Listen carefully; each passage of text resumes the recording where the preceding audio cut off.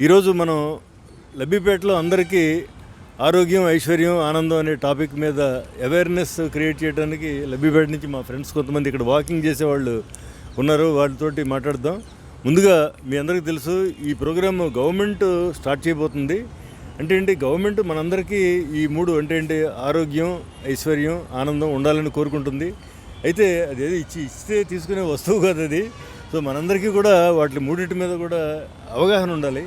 మనం ఏంది, మన కంట్రిబ్యూషన్ ఏంటి, గవర్నమెంట్ దగ్గర నుంచి మనం ఏం తీసుకోవాలనేది తెలియటానికి ఈ ప్రోగ్రామ్ ఏర్పాటు చేసాం. సో ముందుగా నమస్కారం నజీర్ గారు, అదేవిధంగా నమస్కారం రమేష్ గారు. సో వీరిద్దరు కూడా ఇక్కడ లబ్బిపేటలోనే ఉంటారు.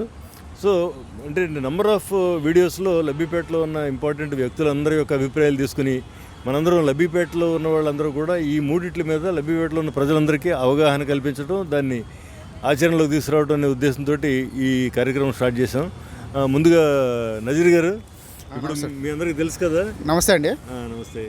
మీ గురించి జస్ట్ బ్రీఫ్. నా పేరు షేక్ నజీర్ అండి. గత 10 సంవత్సరాలుగా ఇక్కడ లబ్బిపేటలో ఈ వాకర్స్ గ్రూప్ అనేది ఏర్పాటు చేసి రెగ్యులర్గా వాకింగ్ చేస్తున్నాం అండి.